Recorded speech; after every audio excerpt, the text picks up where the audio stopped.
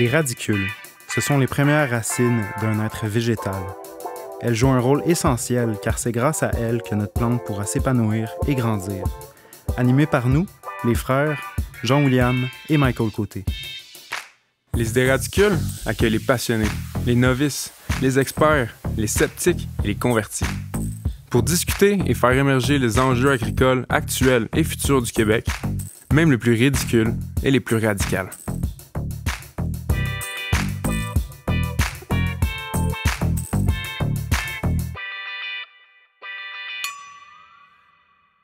Bonjour, bienvenue à un autre épisode du podcast Les idées radicules. Ici Jean-William Côté et je suis présentement avec mon frère Michael Côté. Salut! Aujourd'hui, on vous a concocté un petit épisode très important car on va parler de gaspillage alimentaire.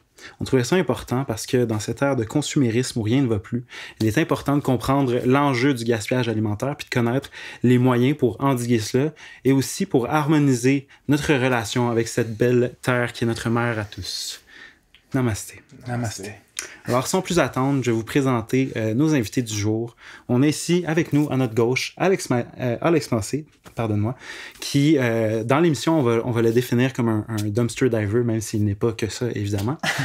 On a aussi Alice et Sandro. Pardon, je connais pas vos noms de famille, je sais pas si vous pouvez... Alice David. Alice David, excusez-moi, j'avais oublié. Puis Sandro. Mon vrai nom, c'est Alessandro Labec. Alessandro Labec. Bon, cool. Sandro, enchanté. c'est cool. On lève le voile. Parfait. Donc, deux cofondateurs, dans le fond, de l'organisme Préserve, qui est un organisme qui lutte contre le gaspillage alimentaire. Puis, moi puis Mike, dans le fond, on avait préparé des petites statistiques pour se mettre dans le bain, essayer de tout de suite avoir quelques données en tête avant de commencer cette belle émission. Fait des petites statistiques qu'on a trouvées avec la FAO, qui est l'Organisation des Nations Unies pour l'alimentation et l'agriculture. Donc, dans un premier temps, on a constaté là, avec leur aide que dans le monde, il y a environ 1,3 milliard de tonnes de nourriture qui est perdue ou gaspillée. Ça équivaut au tiers des aliments produits annuellement. Au Canada, c'est jusqu'à 40% de la nourriture qui est produite et gaspillée. Et puis, ça égale 27 milliards de dollars en nourriture qui disparaît chaque année. Ouais. Et puis, dans le fond, ça équivaut à peu près... C'est 30% de la nourriture qui va même pas se rendre sur les tablettes. Puis ça va être 47% de la nourriture qui est achetée, qui va être ensuite jetée par le consommateur. C'est quand même des données assez frappantes. Ouais. Je pense que vous êtes plus familier que nous avec ces données-là. Puis, justement, j'aurais aimé ça savoir un peu... vous, qu'est-ce que vous en pensez? Juste à prime abord, votre opinion, mettons. Dans le fond, si je peux revenir un peu sur ces données-là, parce que, en fait, au Canada, on va parler plutôt de 50 milliards de dollars par année qui va être gaspillé selon les derniers... selon, dans le fond, la dernière étude là, qui vient de sortir en 2020. Ah, on n'avait pas sur des études à jour. Non, c'est ça. Non, mais ça va, c'est correct. C'est juste que c'est sûr que nous, on travaille pas mal de près là, avec ces données-là. Oui, merci de nous corriger, oui. Puis aussi, par rapport à au 47 % là, qui est attribuable aux consommateurs, dans le fond, c'est un biais que plusieurs font. Puis je parle avec énormément de gens qui pensent vraiment que le consommateur, c'est un peu lui qui a le plus de poids dans l'enjeu du gaspillage alimentaire, alors qu'en fait, c'est faux. On parle... Le 47 % ça représente... c'est du gaspillage alimentaire qui est représenté en valeur monétaire. Alors qu'en poids, on va parler de 21 %. Le problème là-dedans, c'est que, par exemple, si toi, tu achètes une pomme à l'épicerie, ta pomme va coûter beaucoup plus cher, je veux dire, en aval de la chaîne, plutôt que si c'est un grand distributeur de fruits et légumes. Tu vas acheter ta pomme au producteur, ça va te coûter beaucoup moins cher.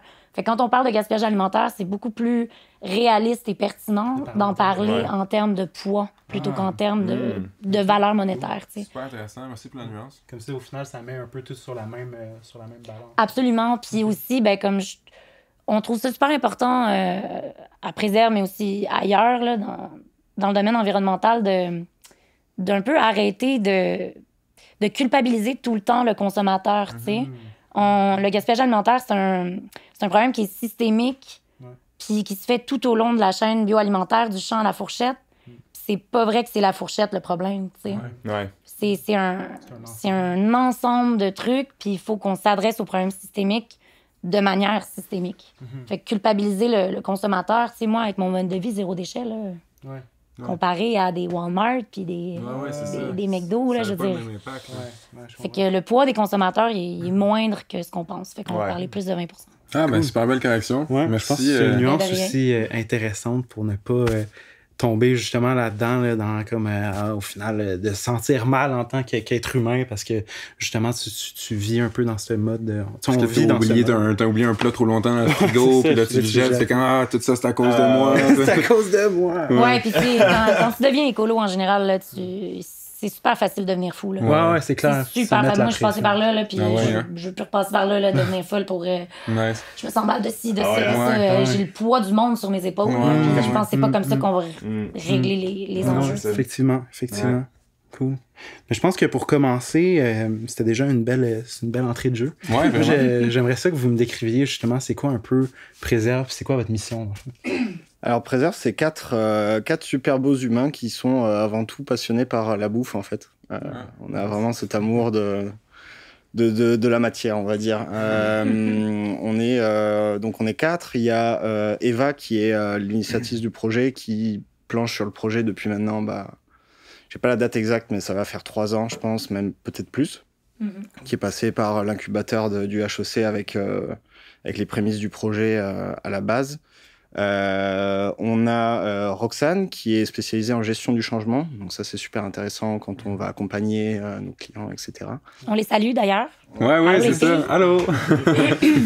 Alice, je vais pas te présenter, je te laisse le faire. Ben oui, dans le fond, moi, comment ça a commencé, justement, il y a à peu près 6 ans, j'ai entamé un peu ce qu'on appelle un mode de vie zéro déchet. Puis j'ai fait plein de trucs différents dans ma vie, là, fait qu'on rentrera pas là-dedans. J'ai un parcours un peu spécial. Puis en ce moment, justement, j'étais avec Jean-William. On suit une formation en agriculture urbaine parce que, justement, je sentais le besoin d'aller un peu voir le revers de la médaille. Puis je suis allée au BC cet été. Je fais du picking de pommes. Puis j'ai vu comment on traite les travailleurs en agriculture, comment...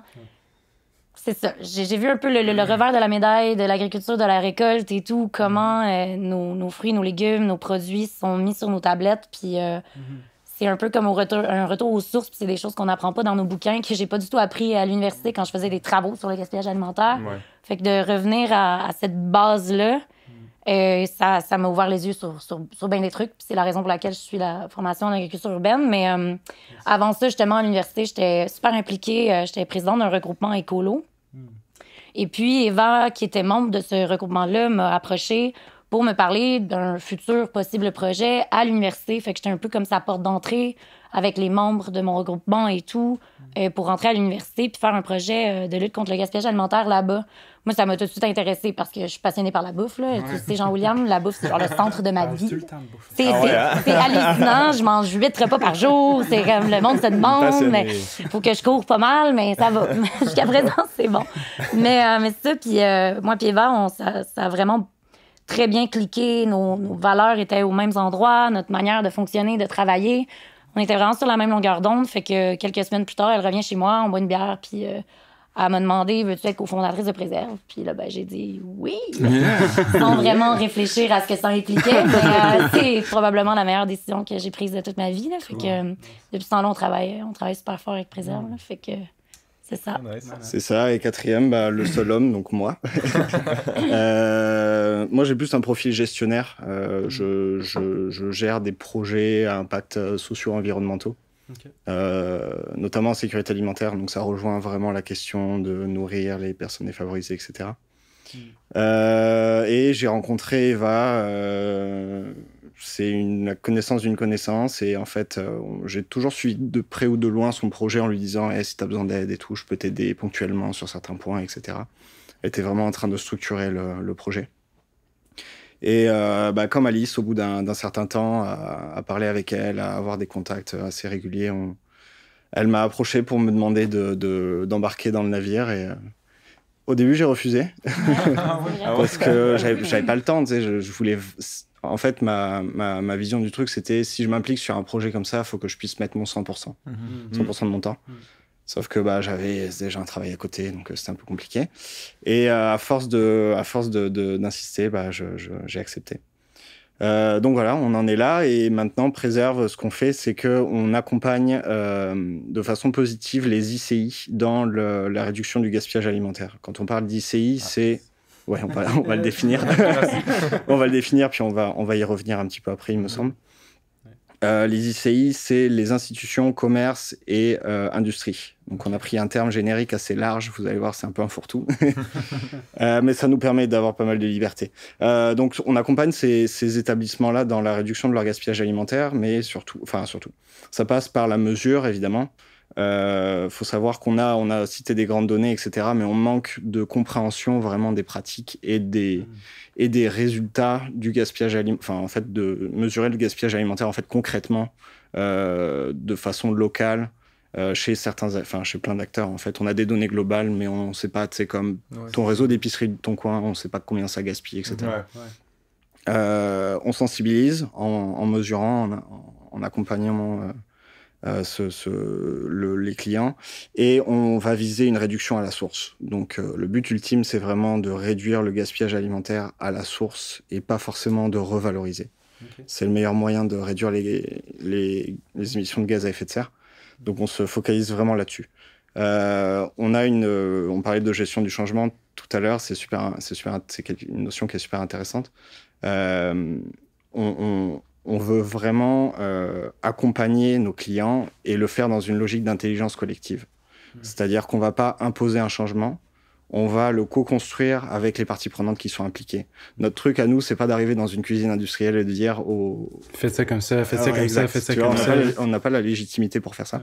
Trouver un plan réaliste qui convient à leurs besoins puis à ce qu'ils veulent faire aussi. On marche pas par intervention, on marche par accompagnement. Puis c'est comme ça que ça fonctionne. Et va chez ta mère, là, puis dis-lui comment arrêter de gaspiller. Là.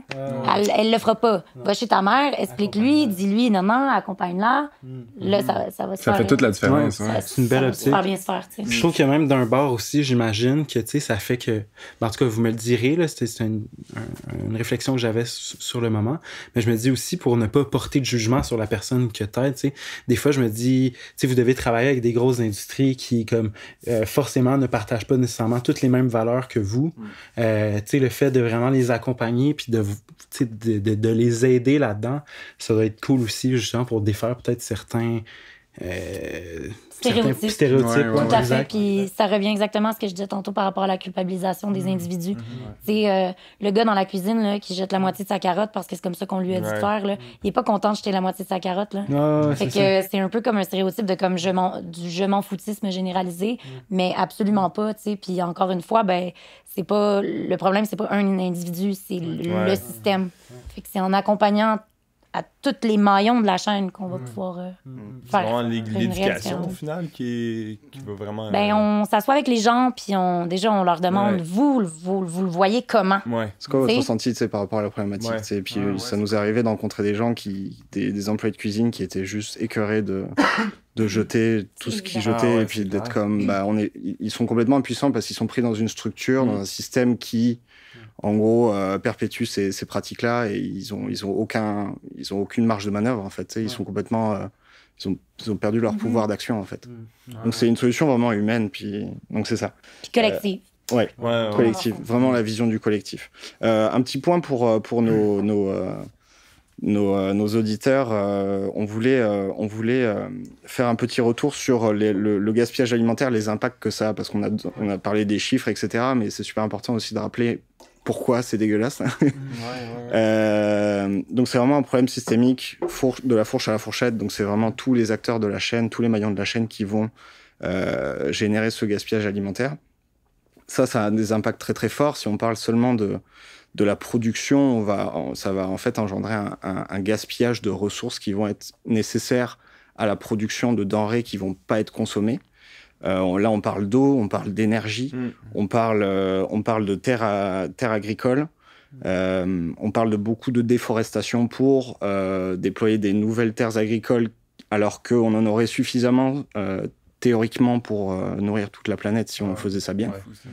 On parle d'appauvrissement des sols, excusez-moi, monoculture, pesticides, etc., etc. ton gaspillage alimentaire, tu l'enfouis généralement. À Montréal, on a la chance d'avoir du compost, mais tu l'enfouis, ça crée des gaz à effet de serre. Puis on l'a pas depuis longtemps, le compost. C'est ça. Puis quand tu vois ce qu'il y a dans les composts en plus. Donc c'est ça, puis ça c'est sans compter toutes les ressources qui sont utilisées tout au long de la chaîne pour transporter, entreposer, stocker, etc. et distribuer cette nourriture-là. Et ça a un impact environnemental très très fort. On sait ce qui se passe, gaz à effet de serre égale réchauffement climatique et chute de la biodiversité en parallèle. Moi je me demandais aussi, est-ce que vous avez des exemples de... Tu sais, là, on comprend bien aussi l'impact que ça a, c'est vraiment différent de nouveau, comme vous avez dit, c'est systémique. Puis, est-ce que j'aurais envie d'entendre vous avez-tu des exemples de compagnies qui, eux, ont réussi à justement améliorer leur bilan, qui démontrent une volonté de changement, qui font des efforts concrets aussi pour améliorer la situation? Ben, c'est une question à laquelle j'ai un peu de difficulté à répondre parce que ce qu'on voit, puis vous le savez comme nous, là, ce qu'on voit, c'est énormément d'initiatives de revalorisation des surplus. Ça, c'est à la fin. Fait que là, on distribue dans les banques alimentaires, on fait du dumpster diving. Mais, puis par exemple, vous voyez là, les applications là, qui sont liées aux différentes épiceries et tout. Après, on parle pas de réduction à la source. À ce moment-là, on parle pas de réduction à la source, puis de repenser ce système-là, puis de repenser, dans le fond, les pratiques de ce système-là qui génère du gaspillage alimentaire. Puis, tu sais, il y a des consultants qui agissent qui font un petit peu la même chose que Préserve, mais eux, ils vont beaucoup plus intervenir sur la gestion des stocks, tout ce qui est logistique, tu sais, auprès d'une entreprise de restauration, par exemple. Ouais, c'est faire, économiser de l'argent, en fait. Exact. C'est plus dans cette optique-là. Puis ils vont arriver avec leurs gros sabots et vraiment, on en parlait tantôt, ils vont imposer des plans d'action qui sont déjà préconçus et qui sont pas forcément adaptés à... Puis dans le fond, c'est ça, c'est une approche qui est beaucoup moins holistique que celle que nous, on propose, à inclure toutes les parties prenantes, puis je veux dire... qu'on parlait de quand j'essaye de réduire le gaspillage de ma mère, là, il faut qu'on se mette tout ensemble, là, c'est pas... non, ça marche pas, là, tu sais. Puis l'approche bottom-up, si j'ai appris un truc pendant toutes mes années où j'ai travaillé en environnement puis j'ai étudié là-dedans, l'approche bottom-up, c'est la clé, là. L'approche bottom, ben, tu sais, bottom-up, c'est par le bas. C'est nous, là, en ce moment, on fait un truc bottom-up en faisant ce podcast-là, tu comprends? Ça sera pas une décision qui va arriver du premier ministre. Mais de toute manière, attends-là, la décision, là, c'est l'eau va couler sous les ponts avant qu'il y ait ce type de décision-là. Il faut en parler, là, mais c'est ça. Puis, tu sais, dans le fond, nous, on propose vraiment comme ce qu'on voudrait.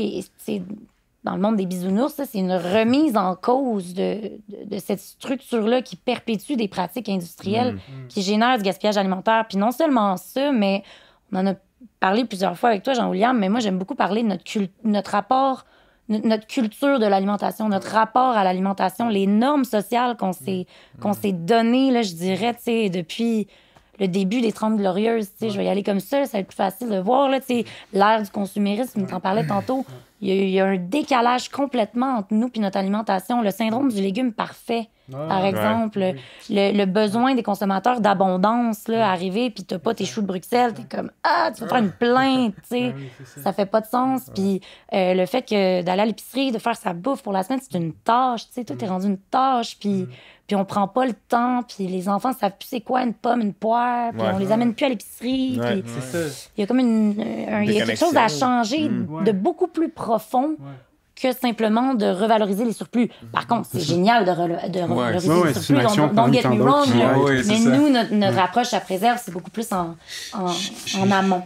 Je me demande, moi, j'ai l'impression aussi qu'il y a comme que veut pas le fait que il y a beaucoup de choses en ce moment qui sont en train de se passer, les ressources qui vont peut-être devenir de plus en plus limitées. J'ai l'impression que il y a quand même graduellement un moment donné je pense qu'on va être comme forcé de faire un constat collectif puis de se dire genre wow, comme on ne peut plus autant gaspiller parce que genre ça va être comme notre survie vraiment qui en dépend, dans le sens que tu veux pas jeter ton restant de pommes qui au final risque d'être ta bouffe pour le lendemain puis peut-être la journée d'après.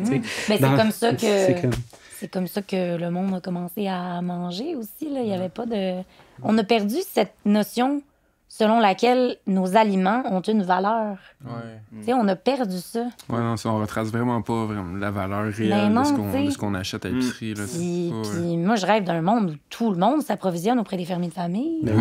Oui. Ça gaspille pas, là, la carotte, là, quand tu sais ce que c'est. Mais quand t'as jamais eu de potager, c'est difficile de connaître la valeur. C'est ça. Et puis l'éducation, par exemple, auprès des enfants, là, d'avoir un potager dans les CPE, d'avoir des potagers, de plus en plus, on voit ça. Si tu la fais pousser, ta carotte, là, et puis si tu comprends le temps, les ressources nécessaires, l'énergie nécessaire pour la faire pousser, tu jetteras pas un morceau de ta carotte. Oh non, c'est ça, tu vas même aller manger les fans. C'est ça. C'est ça. Moi, je crois vraiment là, en la sensibilisation puis tout. Puis tu sais, la raison aussi pour laquelle Eva, elle est venue vers moi, c'est déjà, j'étais passionnée des poubelles. Je me suis passionnée pour la gestion des matières résiduelles. Moi, je suis une fille passionnée des poubelles. Fait qu'elle, elle avait moins elle avait moins ça, tu sais. Puis ben, je pense qu'on a vraiment cliqué déjà pour les poubelles, mais aussi parce que je crois vraiment à la sensibilisation. Puis je travaille beaucoup en mobilisation citoyenne, tu sais. Depuis des années, je travaille là-dedans, puis j'ai cette passion-là pour les gens. Fait que de faire de l'éducation environnementale, je pense que c'est la clé là, pour bien des choses. C'est super trippant. Je veux juste, parce que je veux utiliser je vais faire du pouce sur ce que tu as dit, revalorisation des poubelles. Puis là, ben, je me tourne vers Alex. T'es toujours avec nous, ça va? Ça va bien, vous? Merci de m'avoir, les gars. C'est un plaisir pour moi de donner une voix à ces gens qui travaillent dans l'ombre. Ouais, c'est ça, qui travaillent dans l'ombre, bien dit. C'est cool de t'avoir pour ben oui, c'est vraiment. Ça va vraiment donner un autre point de vue sur un peu moins formel. Un peu moins formel, mais qui va nous donner un bon constat quand même sur une situation. Là. Fait que c'est ça, on t'a présenté, on t'a dit que tu faisais du dumpster diving. Ouais, exact. En gros, veux-tu nous expliquer un peu ça consiste à quoi ça? Puis s'il y a un terme français peut-être qu'on peut utiliser, t'es-tu capable d'en trouver un? Ah, je pense que c'était... je me rappelle pas, il y avait un nom vraiment sophistiqué. Ah ouais? Okay. Plongeur de poubelle? Quelque chose de genre, mais encore plus épuré que ça. Je m'en veux. Bref, ça consiste à justement revaloriser un peu ces produits-là que derrière les épiceries, derrière les commerces qui ont possibilité d'avoir. C'est vraiment... Moi, j'ai découvert ça par l'entremise d'une amie qui m'a lancé là-dedans, puis ça a vraiment bien donné parce que notre première soirée, ça s'est avéré être une superbe pêche. Là, on avait un gros sac de fromage de mozzarella, des fruits, des légumes et tout. Wow. Ça a comme vraiment juste... surtout que j'ai étudié en environnement en ce moment, fait que je comprends un peu la valeur des aliments et tout. Donc, d'une part, j'étais vraiment content de voir ce qu'on pouvait trouver, mais en même temps, c'était vraiment déplorable de voir... Ouais, c'est ça. Il y a comme un mixed feeling dans tout ça. Mais fait que juste pour être sûr qu'on comprenne bien, toi, tu t'en vas derrière l'épicerie. Ouais. Tu t'en vas, j'imagine, là, plus de soir ou de jour? Je t'avouerais que de soir, à un moment donné, tu commences à comprendre un peu les patterns de quand ils sortent les poubelles. C'est ça, parce que finalement, tu vas retrouver les produits dans les poubelles. Ouais, exactement. Okay, c'est ça. Ouais, c'est vraiment... Fait quoi, je vais dehors, je vais derrière le commerce, puis je suis rendu hyper flexible pour rentrer dans les bennes à ordures maintenant. Puis des fois, je suis debout dans les bennes à ordures, puis tôt les sacs, puis carrément. Ok, cool. Ah ouais, nice. Fait que... Moi, j'aurais aimé ça, savoir juste... Parce que, tu sais, là tu l'as dit un peu, tu fais du dumpster diving, tu fais plus que juste ça, là. En ce moment, tu étudies aussi en environnement. Ouais, exactement. Cool. Ouais. Fait que c'est ça. C'est comme les deux sont arrivés dans un bon timing où ça m'a vraiment permis de réaliser le gaspillage alimentaire, qu'est-ce que c'était, puis de le mettre sur une échelle comme pas juste auditif, mais tu sais, de vraiment le voir concrètement.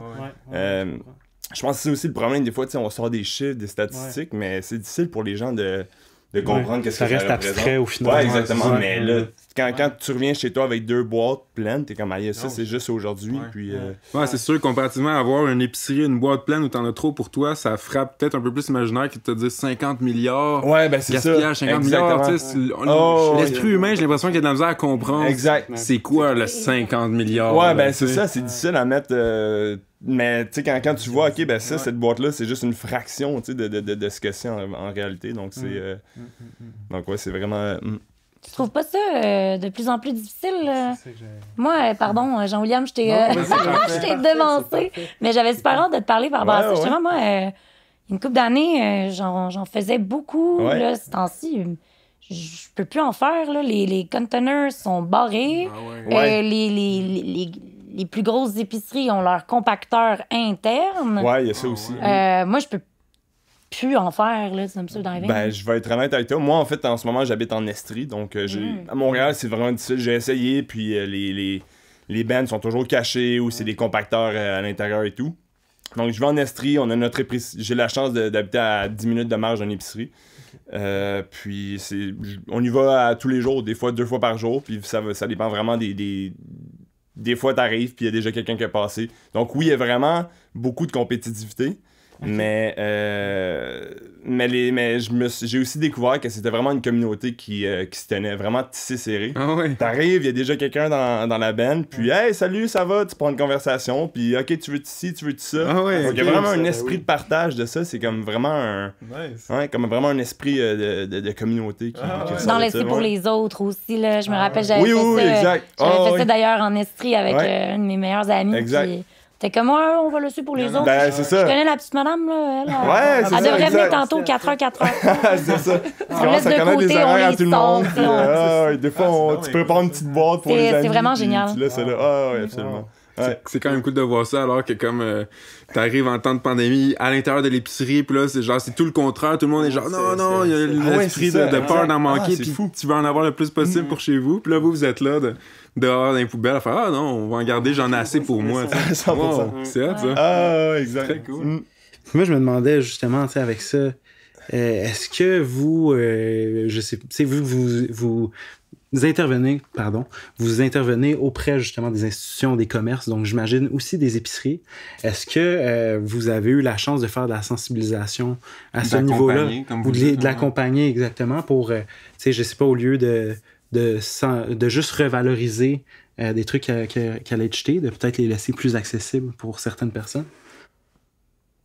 Ben, les épiceries. Les épiceries, c'est pas dans notre giron, on va dire. C'est là où le terme ICI est un peu un fourre-tout. Ça a été un choix de terme qui s'est fait plutôt sur la praticité, on va dire. Les commerces, non, parce qu'il y a déjà des acteurs qui font ça très très bien. Je pense notamment à la Transformerie, je sais pas si vous connaissez. Tu peux juste nous l'expliquer un peu vite fait, c'est un super beau. La Transformerie, c'est Guillaume Quentin, pour ne pas le citer, qui est un ancien chef qui a gagné les chefs, je crois. En tout cas, je veux pas parler en son nom ou quoi, qui récupère des invendus, qui travaille de façon positive également avec des épiceries dans Petite Patrie, Villeray, tout ça, là, ce coin-là, et qui en fait récupère les invendus de ces épiceries pour faire des tartinades qui s'appellent les rescapés.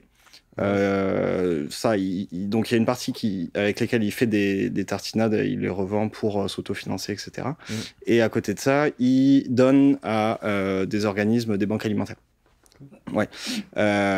Et en fait, là où c'est intéressant, c'est qu'il va travailler avec ses commerçants de façon vraiment constructive sur les pratiques, sur pourquoi ce gaspillage est généré. Donc en fait, si tu veux, le filon est déjà pris, puis nous, on travaille en collaboration avec eux sur d'autres sujets. Donc notre positionnement est vraiment pas là. Nous, c'était vraiment plus restauration collective, transformation alimentaire. Je comprends. C'est ça, les ICI, pour nous, on va penser surtout aux hôpitaux. On va penser aux universités, aux cafétérias de grosses industries, de grosses usines, ce type de trucs-là. Et c'est pas non plus... tu sais, un jour, ça va sûrement être une question qu'on va se poser d'aller dans les restos, ce type de trucs-là. Mais les épiceries, c'est vrai que c'est pas tant notre truc pour l'instant. Puis ça m'amène à dire aussi que les ICI, si on veut un petit chiffre. Oui, on aime ça les chiffres. On parlait tantôt des consommateurs à 21 % du gaspillage alimentaire au Canada. Là, les ICI, c'est à peu près 15 %. Puis là, vous allez me dire, mais là, 15, c'est pas si gros que ça. T'sais. Pas besoin d'en intervenir. On se fait souvent poser la question, mais en gros, tu sais, les ICI, c'est déjà, ça brasse beaucoup de bouffe. Une cafétéria universitaire, là, ça brasse beaucoup de bouffe. Les hôpitaux, je peux même pas savoir. Mais c'est aussi un super filon parce que notre impact, il est dupliqué du fait du nombre de personnes qui sont impliquées dans des ICI. Ouais. Je veux dire, si tu es accompagné par des gens comme Préserve pendant 1 an pour réduire le gaspillage alimentaire que tu contribues à générer en étant employé d'une cafétéria, par exemple, c'est pas vrai que tu vas arriver chez vous puis tu vas voir le gaspillage alimentaire comme tu le voyais avant. Ouais, c'est ça. Puis c'est évident que tu sensibilises ton fils, ta fille, ton chum, ta blonde, tu sais. Fait que moi, je pense que c'est un bon filon, justement, parce que ça décuple l'impact, parce qu'il y a énormément de gens qui sont impliqués dans ces ICI-là, tu sais. Puis ça m'amène à parler un peu de notre projet pilote qu'on a fait l'an passé, dont on est pas mal fiers, mais très déçus en même temps. Je vous explique. Mixed feeling. Dans le fond, le projet sur lequel Eva voulait travailler, finalement, la raison pour laquelle elle m'a approchée à l'époque, c'est le projet pilote de Préserve, c'est-à-dire c'était notre premier projet. C'est là où on allait expérimenter, finalement, notre solution. Fait que on a fait un diagnostic de la cafétéria locale. Ça s'appelle Local. C'est la plus grosse cafétéria de l'Université de Montréal. Et fait que le diagnostic, en gros, c'est de fouiller pendant 60 heures dans leur vidange. Pour aller peser, trier, entrer ça sur un logiciel. Moi, c'était pas ça mon truc. C'est plutôt Sandro, comme il vous a dit, est un peu plus gestionnaire que moi. Fait que c'est 60 heures de fouilles de poubelles, énormément de sensibilisation, énormément de mobilisation de la communauté universitaire. Ça, c'était beaucoup moi qui m'en occupais. Combien de bénévoles, déjà? 43. Wow. 43 bénévoles qui sont venus 1 heure, 2 heures dans la salle à manger faire des sondages en bas d'un vidange avec nous autres. 43 bénévoles là, pour un projet, c'est assez hallucinant. C'était beaucoup de travail, mais de voir ça, là, c'était la plus grande réussite de Préserve, c'est le temps et l'énergie que ces gens-là ont décidé de mettre pour nous soutenir dans notre projet. Fait qu'on a pu faire un super diagnostic.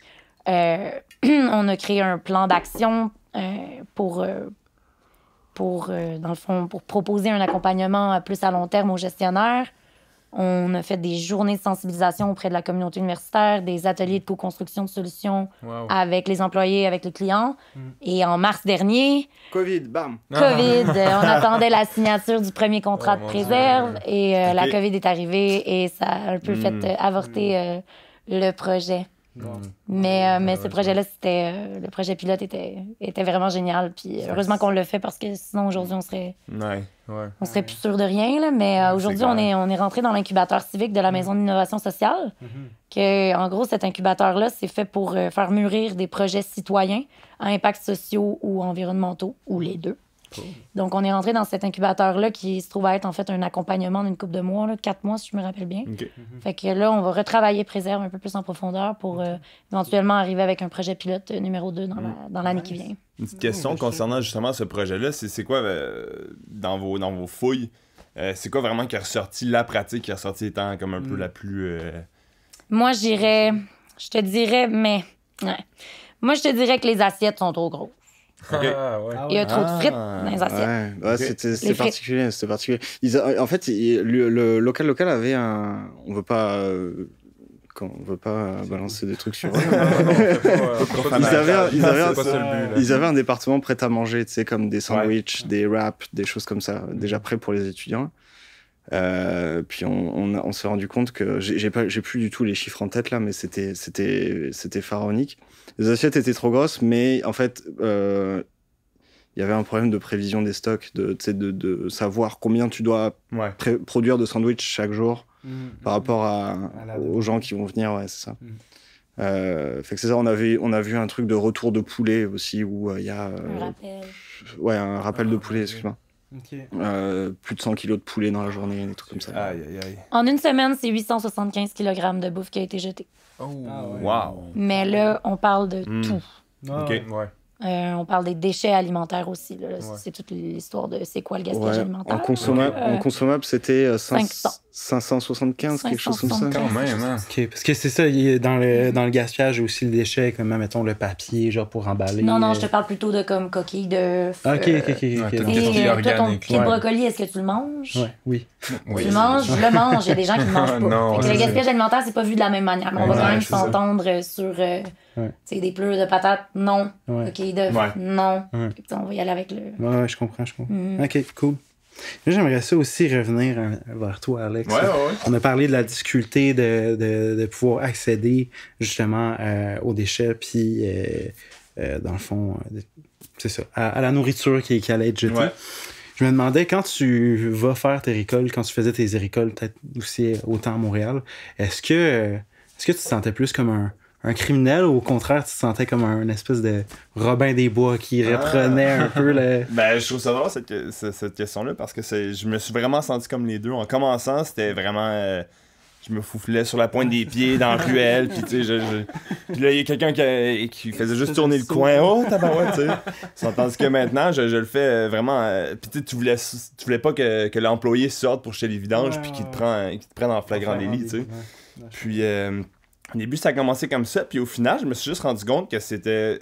Il y a un employé qui est sorti, puis on s'est mis à parler, puis lui, justement, il trouvait ça juste très cool de voir des gens qui revalorisaient cette bouffe-là, puis qui... fait qu'après ça, on dirait que tu ressens comme justement un sentiment, pas d'un héros, mais de juste d'essayer de profiter un peu de cette faille-là pour pouvoir la valoriser, en fait. Ouais. Fait que, non, je me sens bien à propos de ça. Là, Ben, pour vrai, moi, je pense que en tout cas, ça devrait être une fierté, c'est quand même cool, là, tu sais. Ouais, exact. Tu vas chercher cette nourriture-là qui allait être gaspillée. Ouais. Puis, fait que c'est le fun, des fois, t'as eu aussi des petits moments privilégiés, genre avec un employé. Carrément, exact. Je me suis fait beaucoup d'amis dumpster diver dans des fouilles puis tout, mais non, c'est vraiment... puis même en tant que personne, juste de voir ça te rend juste un peu plus consciencieux.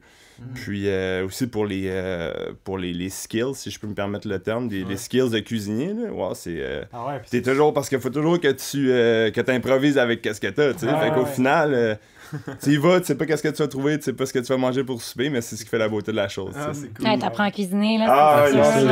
Cuisiner des trucs que t'aurais jamais cuisiné avant. C'est tellement hot. Là. Exact. Cuisiner des pieds de brocoli. Là. Ça parle pas de ça. Moi, ce que je trouve intéressant aussi, tu sais, là, t'en parles un peu, finalement, t'es avec une gang, vous jasez, vous parlez, tu sais, il y a une espèce de... T'en parlais aussi, tu sais, il y a une mobilisation qui se fait, tu sais, moi, je trouve que il y a tellement une espèce de force cachée à travers la mobilisation qu'on sous-estime, tu sais, souvent, on parle de pouvoir d'achat, puis tu sais, c'est quoi ton pouvoir, tu sais, puis on s'attend à ce que ça soit vraiment ça qui prime dans nos sociétés, mais quand tu réalises vraiment le pouvoir de la mobilisation, je pense que c'est là vraiment qu'il y a quelque chose qui se cache puis qui est puissant. Ouais. Puis tu l'as dit, là, de réussir à mobiliser autant de monde avec votre projet, c'est du monde qui sont là pour faire du bénévolat. Là, c'est vraiment cool. Ça donne beaucoup d'impact puis beaucoup de sérieux à une initiative. Ouais, c'est clair. Une initiative qui est portée par quelques personnes, mais à laquelle autant de gens croient. Qui veulent s'impliquer, qui croient assez pour donner de leur temps, de leur énergie. Ça a beaucoup, beaucoup plus de sens. Ouais. Puis ça donne de l'espoir aussi. Hein. Juste voir ça sous l'angle du collectif, autant le dumpster diving que ce qu'on fait nous, tu sais, c'est ça...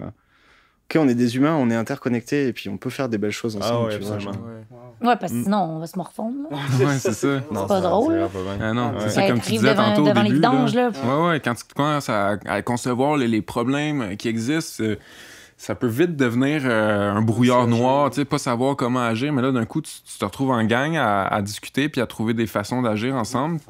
Il y a tellement un sentiment d'empowerment puissant qui se développe à travers tout ça. Beaucoup moins anxiogène. La résistance. La résistance, carrément. Moi, j'ai bien aimé le mot de Sandro sur ça. Moi, je donnerais le mot de la fin. Là.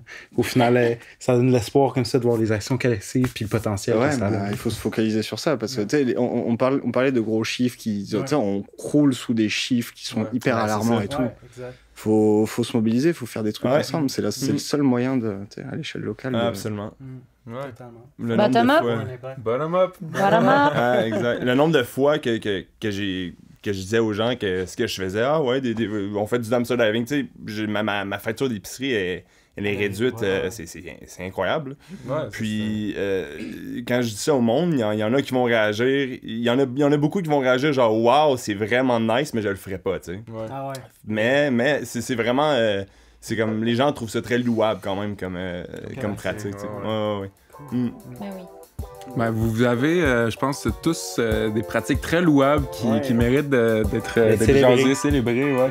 Bravo, vraiment.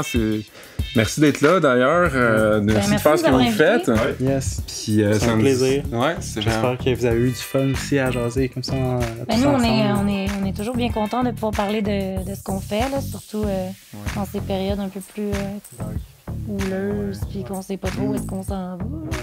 Merci pour l'invitation. En plus, on est sortis chez nous. C'est ça. Juste pour ça, moi, tout va bien. That's it. Trippant. All right. Mais merci, guys. Puis merci aussi aux éditeurs de nous avoir écoutés puis d'avoir participé avec votre écoute. Si jamais vous voulez aller voir les épisodes du podcast Lise des Radicules, ils vont tous être disponibles sur la page Facebook d'Élevage et Culture.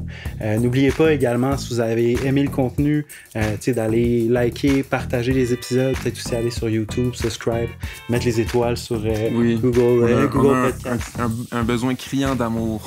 Oui, mais pour vrai, ça nous aide beaucoup, puis ça permet de pouvoir promouvoir le podcast puis aller chercher des intervenants qui sont d'autant plus pertinents. Ouais. D'ailleurs, tous les épisodes sont disponibles sur Spotify, YouTube, Google Podcast et Apple Music. Si jamais vous voulez relancer le débat, vous avez des questions à poser, n'hésitez pas d'écrire en commentaire puis on pourra répondre à vos questions. Également, s'il y a des intervenants que vous croyez qui seraient pertinents à participer au podcast, écrivez-nous aussi, ça va nous faire un plaisir de pouvoir les inviter et de répondre à toutes vos questions. Donc, merci d'avoir été des nôtres. Merci, guys. Et à un prochain épisode. Bye bye. Salut!